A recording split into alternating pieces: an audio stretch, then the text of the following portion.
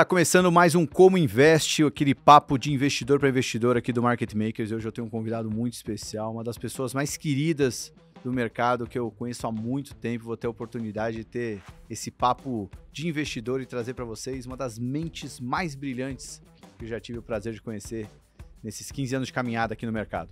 Ele é um dos fundadores da Empíricos, uma das sócias do Market Makers. Tá com a gente apoiando esse projeto desde o dia 1. E é uma figurinha que quem conhece o Rodolfo fala que ele deveria aparecer mais vezes aqui no canal. Então hoje vocês vão ter essa oportunidade de ouvir um pouco mais do Rodolfo, saber como ele investe o próprio dinheiro dele e ter uns papos aqui sobre investimentos, vida. Vai ser bem bacana esse papo. Bom, Dorfão, prazer te receber aqui. Pô, muito obrigado pelo convite. É uma honra, espero contribuir aí um pouquinho. Não, com certeza. Cara, a ideia do quadro se chama Como Investe, a ideia é entender como que você aplica os seus conhecimentos na prática nos seus investimentos e também como as pessoas passam por mudanças na vida, né? Até entender o quanto que o crescimento da Empíricos, o quanto isso foi mudando a forma como você encara os investimentos, a sua carteira. Mas até dando aquele passinho para trás, só para quem não te conhece tão bem, quanto tempo, né? Quanto tempo de Empíricos? Está desde o começo, né? Mas quanto tempo a Empíricos já tem? O que você fazia antes? O que você faz hoje na Empíricos? Conta um pouquinho para o pessoal aqui do Market Makers. Tá legal. Cara, a gente vai fazer aniversário agora no começo de novembro, né? São 15 anos. Acho que vai ser um número redondo aí, né? Então tem uma razão a mais para comemorar. Acho que é um grande orgulho aqui, né? A gente está muito feliz com essa data. Todo mundo sabe como é difícil sobreviver no mercado, né? E você ter 15 anos fazendo um negócio que não existia, né? Começou do zero ali e tal. E acho que, de certa forma, ajudou a fundar a indústria de research para pessoas físicas no Brasil. A gente está bem feliz com isso. Então, a maior parte da minha carreira é aqui na Empíricos, né? Nesses 15 anos. O que também não deixa de ser uma raridade aqui nos dias de hoje, né? O pessoal fica um ano tradando empregos, né? Então, a gente é mais dinossauro aqui, tá sentado com a bunda na mesma cadeira há muito tempo, né? E eu vou fazer quase 20 anos de carreira no mercado financeiro, né? Eu já trabalhei brevemente em outras indústrias, mas no mercado financeiro eu comecei a trabalhar especificamente em 2005, né? Lá na Infomoney, onde nós nos conhecemos. Exato. E que foi uma grande escola para mim, né? Acho que o site é super importante ainda, mas ali, a gente tinha um outro contexto ali, né? De muita independência, de muita autonomia para fazer as coisas. Então a gente aprendeu bastante naquela época. E aí depois fiz um pouco de carreira acadêmica também, fiz mestrado na GV, né? Dei aula. Mas desde então, desde 2009, 2010, eu tenho me dedicado exclusivamente a Empíricos. E dentro da Empíricos, bom, você já tocou várias séries de ações. Hoje você faz exatamente o que aqui na Empíricos? Eu tenho meio que dois chapéus, né? Eu tenho um chapéu de executivo, que acho que não interessa tanto aqui para o nosso escopo, e um outro chapéu como analista, né? Acho que eu e Felipe já participou aqui também do programa, né? A gente gosta muito de ações, né? Então, e agora não vamos mais mudar, né?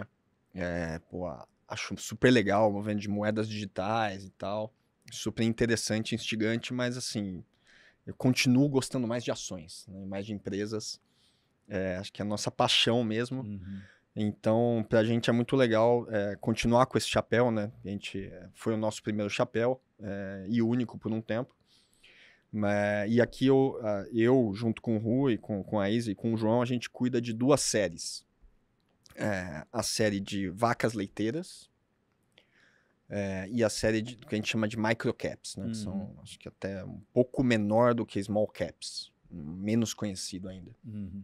E são contextos diferentes e até meio complementares, né? Então, nas vacas leiteiras, você busca ações mais previsíveis, mais defensivas, né? Menos arrojadas, vamos dizer assim, que tenham uma boa capacidade de pagar proventos ou de crescer o pagamento de proventos, até que é um critério mais importante para a gente.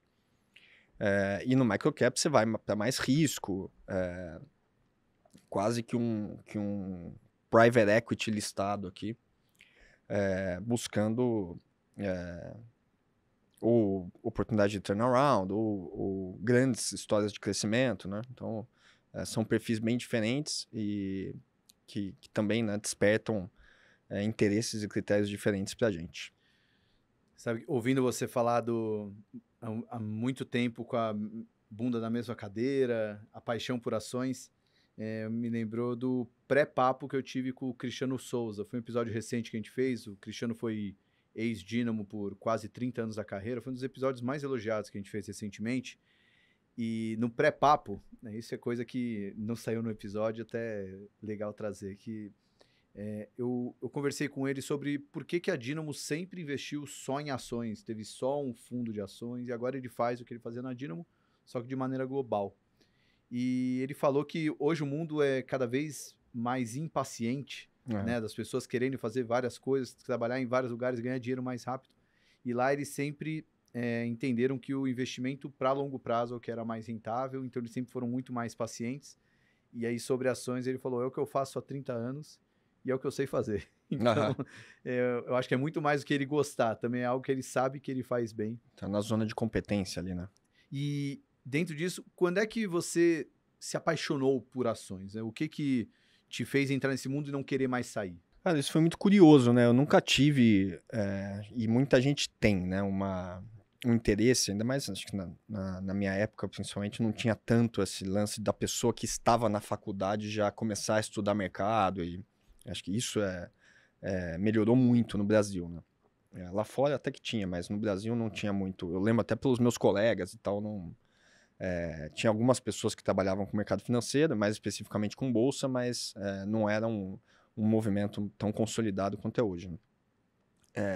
E eu me formei, fiz faculdade ali, comecinho dos anos 2000, né?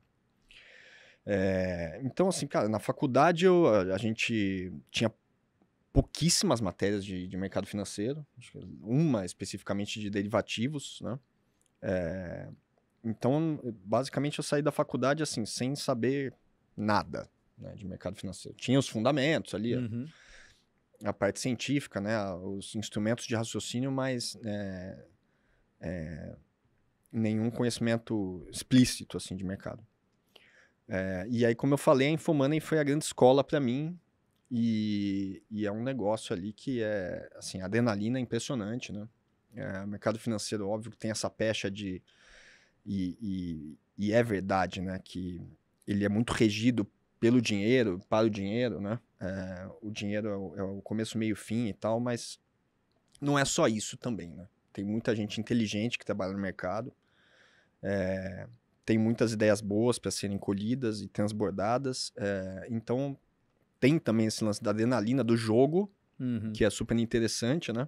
E a gente não pode negar esse lado mais lúdico e até utilitário, mas também tem um lado intelectual extremamente estimulante, né? Sim. De você trocar ideias e de ser um jogo dificílimo, né? E que você, na verdade, tem que ter muita humildade para saber jogar esse jogo, né? Então, cara, fui me apaixonando e é muito difícil depois que você se apaixona, assim, embora tenha histórias e tal, mas geralmente, assim, a pessoa que trabalha no mercado, ela fica no mercado. É que o mercado, para quem gosta de aprender, o mercado ele te estimula a estudar. Não que outras áreas não estimulem, mas no mercado, primeiro, você já está competindo com muita gente muito inteligente. Segundo, uma pessoa, se você sabe mais sobre uma empresa do que outra pessoa, você tem mais chance de ganhar dinheiro com aquela empresa do que aquela outra pessoa. Existe essa arbitragem de conhecimento. E terceiro, que para mim talvez seja o mais importante no mundo de tanta ansiedade, o mercado ele tem um deadline para conhecimento. Porque, vou dar um exemplo, a gente está aí no meio da temporada de resultados. O resultado da empresa que saiu ontem, eu tenho que saber como foi, ter uma opinião e uma análise antes da bolsa abrir, porque quando a bolsa abrir, o mercado já vai quantificar aquilo, já vai precificar, e eu vou entender se ali é uma oportunidade de compra, uma oportunidade de sair, com base na minha opinião. Então, aquela coisa, não, depois eu estudo. Não, no mercado, se você deixar para depois, vai ter alguém que estudou antes que você. Então, ele te exige a não só estudar muito, mas estudar rápido. Né? Sim. Então, as pessoas têm que buscar esse aprimoramento. A rotina ela é muito estimulante também, né? Eu acho que a gente tem que ler muito, né? Todo dia tem uma novidade. E aqui na Empíricos também acho que a gente tem a sorte de escrever muito, né? Assim como no Market Makers, né? Escrever ou se comunicar, o que é um exercício formidável, né?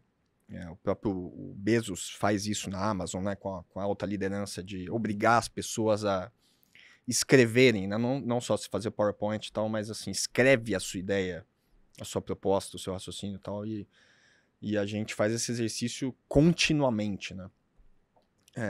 Que é, putz, muito legal, assim. De alguma forma, não somos escritores, mas também ganhamos a vida escrevendo. Né? Uhum. Muito bom.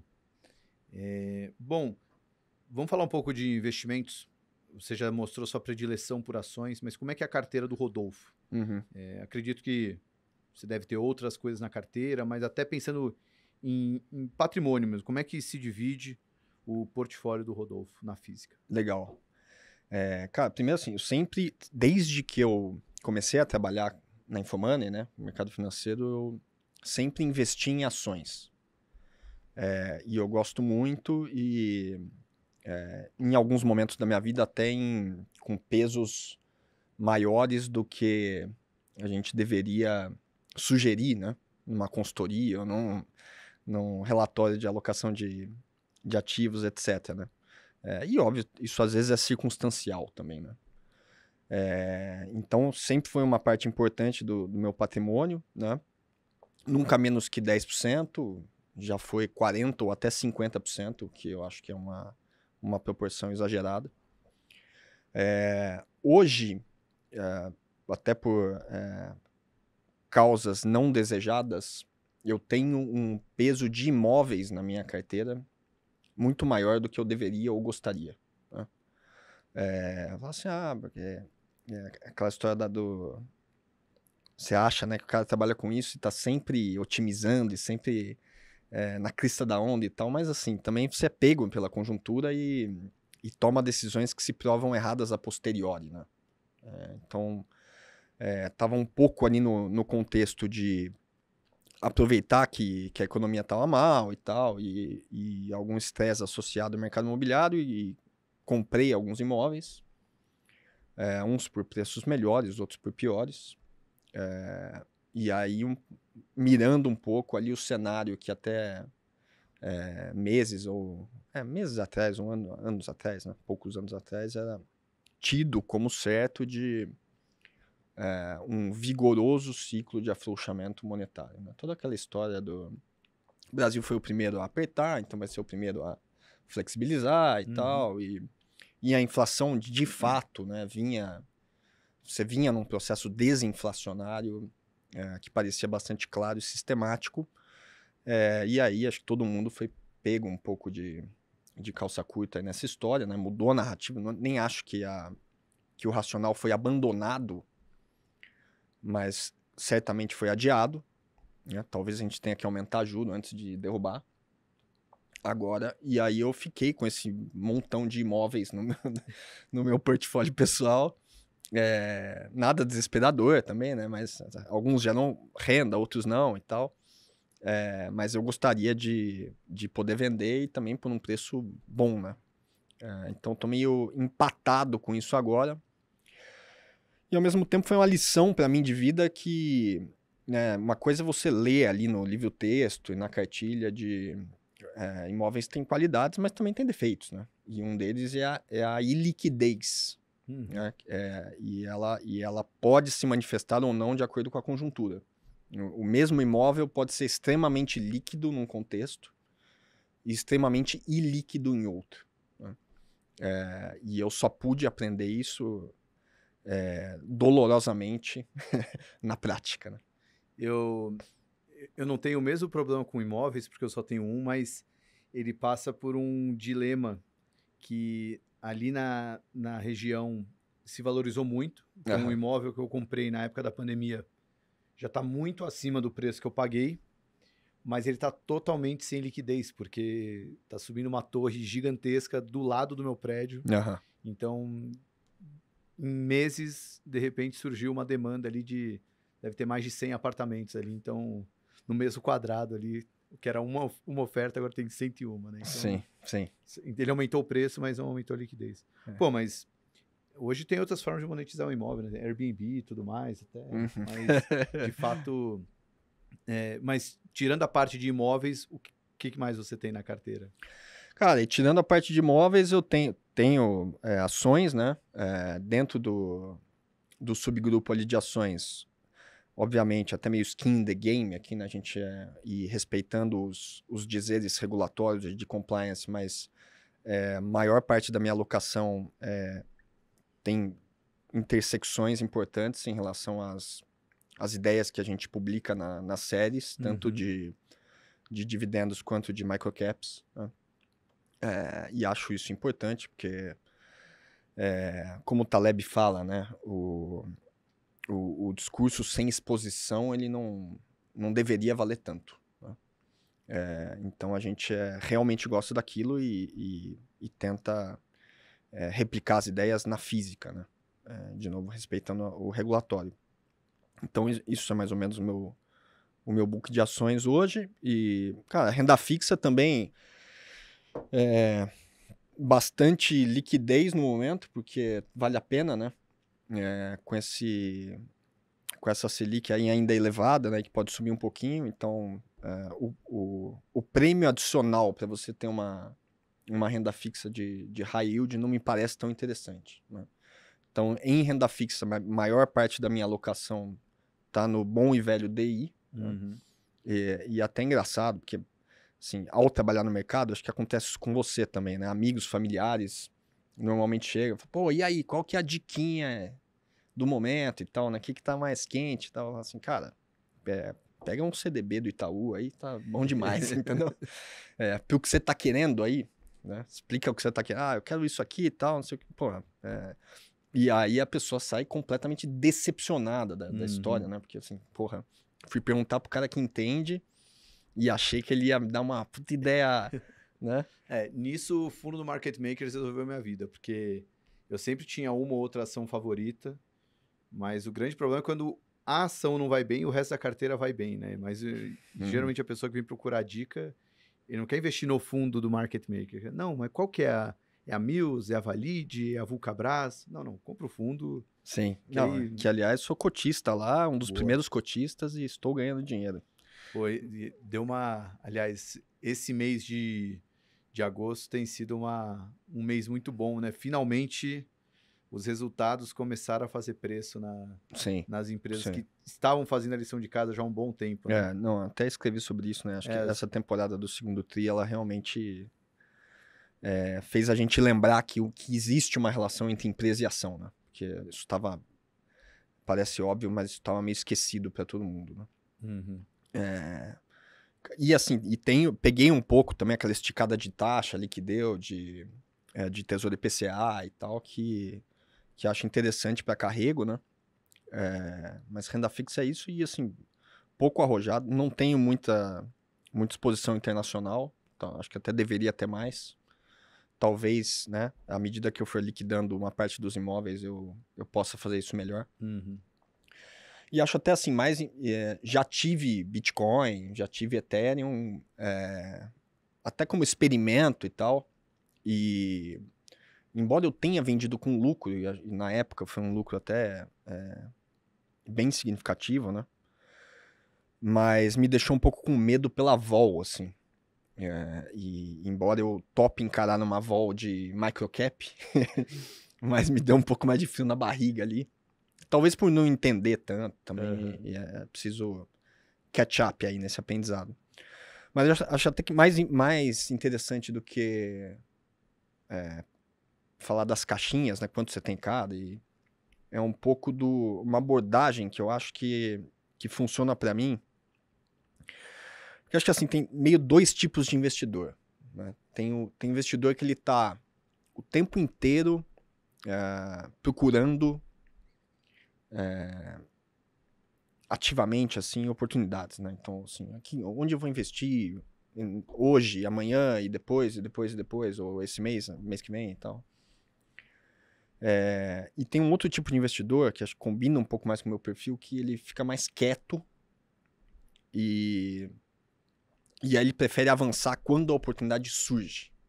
São perfis um pouco diferentes, sabe? Uhum. E é óbvio que acho que todo mundo combina um pouco essas coisas, mas eu sou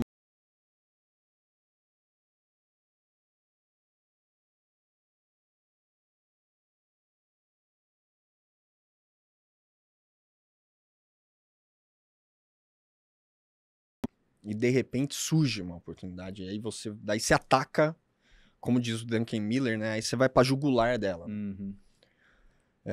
Então é um pouco mais o meu estilo, assim.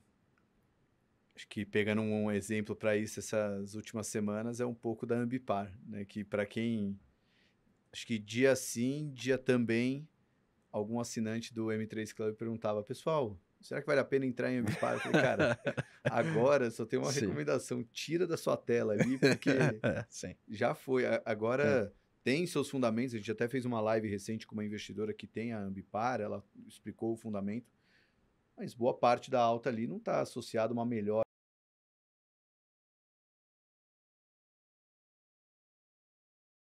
parte disso, né? Aham. Então Sem dúvida. mas fica aquela coisa do, pô, por que que eu não aproveitei isso, né? É. Que vai muito do jogo que você quer jogar. Uhum. Se você é o jogo de ter poucas, porém boas ideias de longo prazo, Ambipar nunca vai ser seu papel, né? Agora, se você quer acertar aquele gol de placa todo fim de semana ali, então aí você tem que caçar Ambipar. Sim. E qual foi a última grande ideia, assim, tipo, alguma empresa que, pô, essa aqui apareceu, ou então se tornou um bom investimento? Qual foi alguma ideia recente, assim, que demorou para aparecer e quando apareceu vocês encarteiraram? Enfim, o pessoal sentir um pouco na prática aí como é que vocês encontram essas ideias? Aham. Cara, acho que teve. Bom, o Vacas ele é um pouco menos dinâmico nesse Uhum. sentido, né? Embora acho que a gente gosta muito das ideias lá.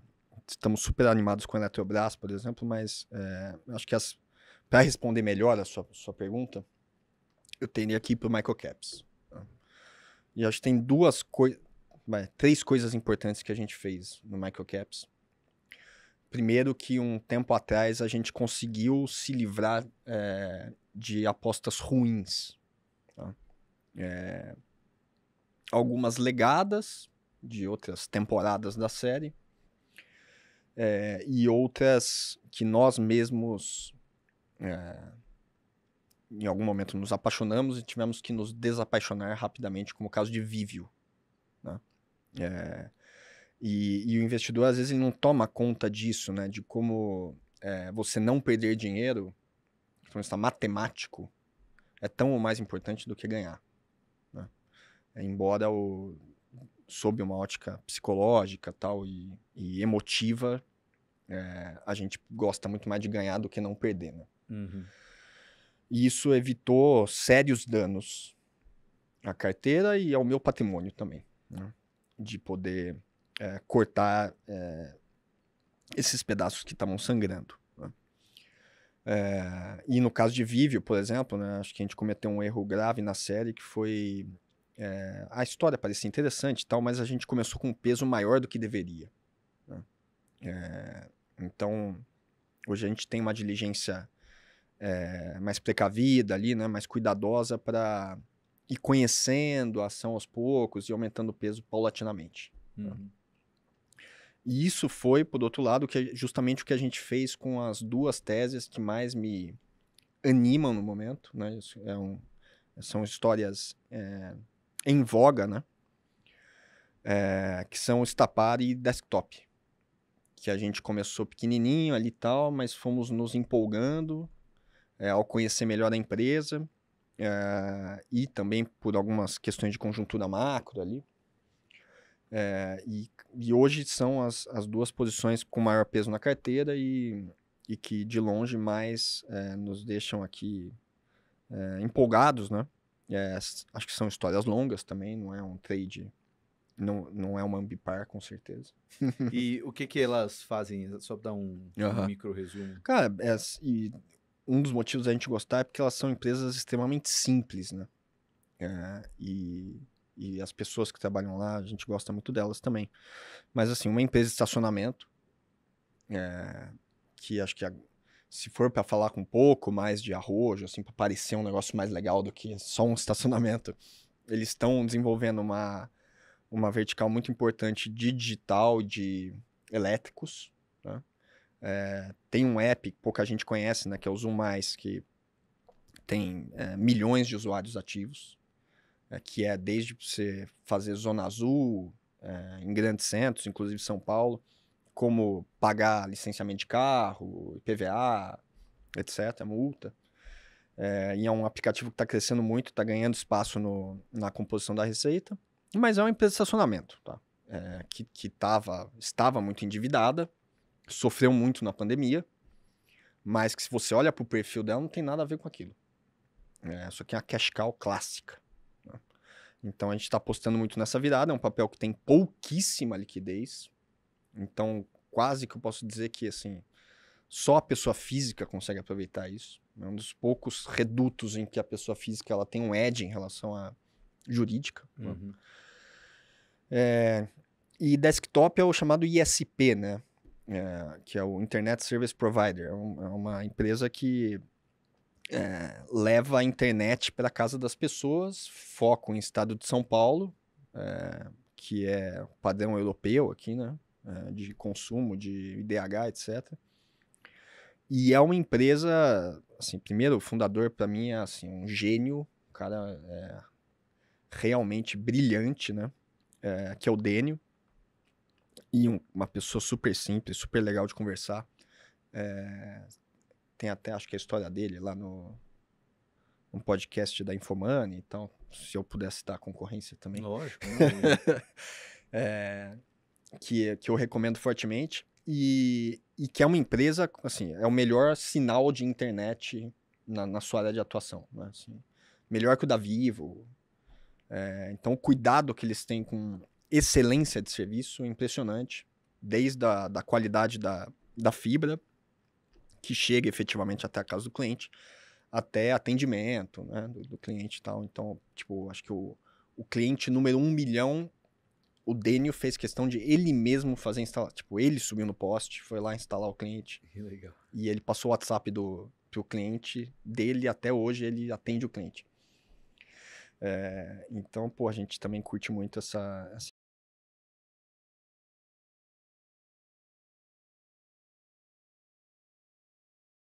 Boa. Excelente. Dorfão, para fechar, queria pegar um pouco do seu. Acho que, aliás, deixo até a dica aí para quem não lê ainda o Day One do Dorfo. É muito. Acho que é aquela leitura curta, porém necessária toda semana. Eu gosto muito de ler. E a gente até citou um pouco, né, dos resultados começarem a entrar no preço das empresas, né? Que foi um tema de um dos seus últimos Day Ones. Não lembro se foi o último. Uhum. Você está começando a ficar mais construtivo para Brasil? Como é que você está vendo o momento atual? Você acha que vai chegar a hora de um ciclo melhor? Os seus imóveis talvez tenham liquidez? Enfim, como é que você está Assim vendo? espero, né? Cara, eu tenho ficado mais animado, assim. Às vezes quando você fala Brasil, você pensa em algo intrínseco, né? E, assim, isso, sob essa ótica, até que nem tanto. Eu acho que o governo deu uma boa acalmada, tanto em retórica quanto em ação. Acho que é um governo que parece mais preocupado e que tem trabalhado mais em prol do equilíbrio fiscal na margem, né? Uhum. Embora assim, ainda é um desequilíbrio fiscal, mas na margem parece estar melhorando. Pelo menos um indicativo nesse sentido. Acho que a gente está preparado para tirar um bode da sala aí, que é sucessão no Copom, né? Parece que é o Galípolo mesmo, e eu não acho que ele está dando declaração por aí que pode aumentar a juros da cabeça dele.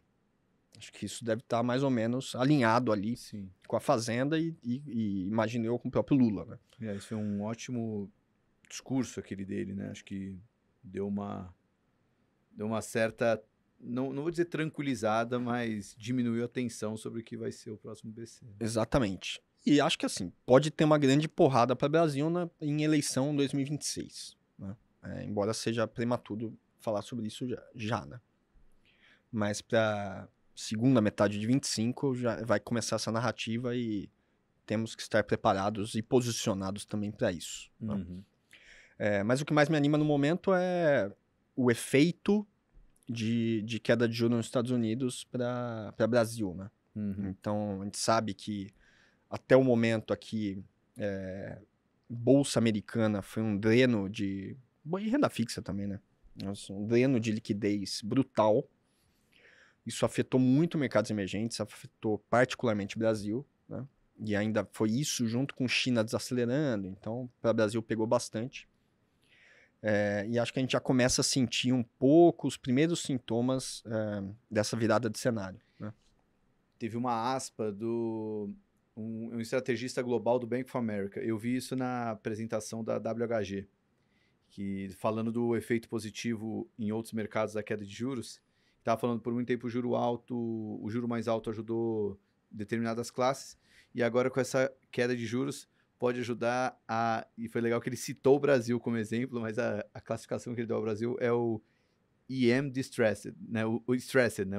Os emergentes estressados. Então, Sim. o Brasil está passando por um processo de, né? Teve um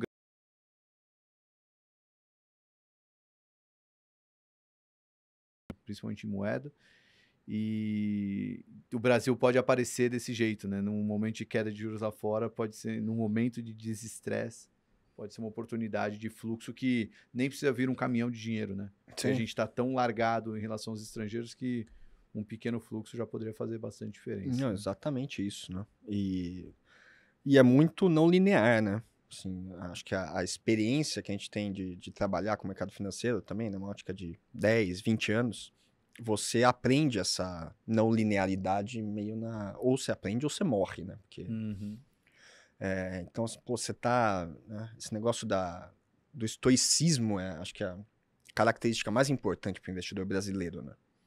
Acho que o americano ele não precisa ser tão estoico assim, né? O S&P ele só sobe, né? Mas o brasileiro tem que ser muito estoico, né? Então cara, tá uma merda, ninguém tá ganhando dinheiro, não sei porque eu escolhi essa profissão, né? Todo mundo vai dormir com esses fantasmas, né? Uhum. O individual e o profissional também, né? Mas o quanto você consegue arrastar isso e conviver com esse fantasma, né? Porque aí, pô, de repente é o 8º pregão consecutivo de alta do Ibovespa. Estamos prestes a... Aí hoje tava vendo lá de manhã o Hora 1 na Globo, né? Aí tava lá o Kovalik falando que o Ibovespa está prestes a bater o seu recorde nominal, né? Uhum. Então, cara, é isso. Começa a aparecer no jornal da Globo, né? Então, tem que saber esperar mesmo, né? Aguentar o tranco, né? Para te liberar, Adolfo, bom, te conheço há muito tempo, já vi várias fases suas, mas sempre um apaixonado em ações. E você ainda está muito novo, né?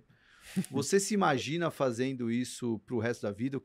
Ou você tem planos para um pós-mercado de ações, alguma coisa? O que você, olhando para você, não só para empíricos, você acha que Sim. já construiu sua história aí e vai seguir firme e forte?